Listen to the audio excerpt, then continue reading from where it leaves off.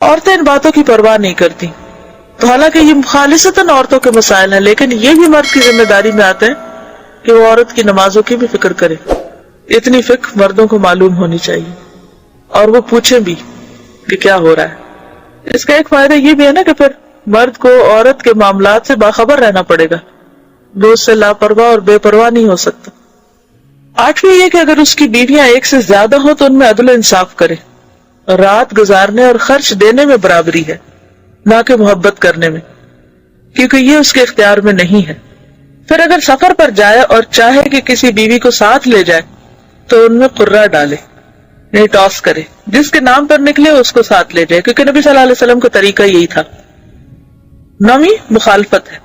اگر عورت مرد کے خلاف اٹھ کھڑی ہو، ان نشوز جس کو کہتے ہیں، قرآن میں آپ سب اس کو پڑھ چکے ہوں گے، انہیں اس کا خاص حق نہ دے یا سرکشی کرے، تو مرد کا حق ہے کہ اس کو ادب سکھائے.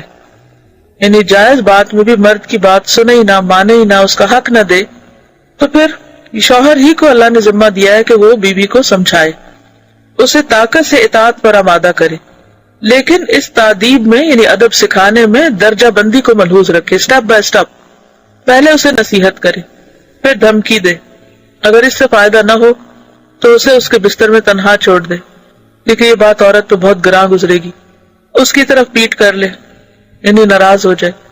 اس کا بھی اثر نہ ہو تو اپنا بستر الگ کر لے، اور اس سے 3 دن سے کم بول چال بند کر دے.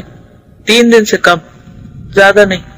پھر اگر اس سے بھی فائدہ نہ ہو تو اسے مارے، لیکن سخت نہ مارے، اور وہ یہ ہے کہ اس کا جسم خون آلود نہ ہو اور اس کے چہرے پر بھی نہ مارے.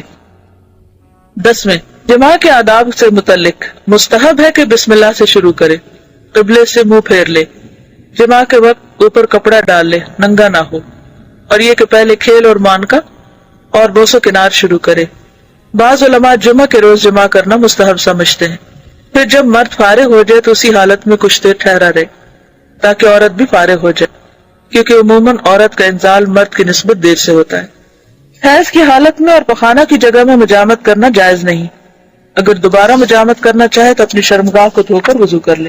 جنابت کی حالت میں بال نہ منڈائے، ناخن نہ کٹائے اور خون نہ نکلوائے، یعنی وہ جو پچنے لگواتے ہیں نا.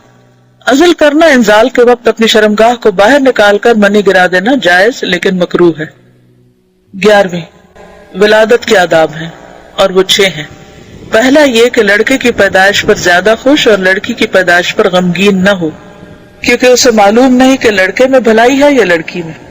یعنی کہ بچوں کی پیدائش میں بھی انصاف سے کام ہے.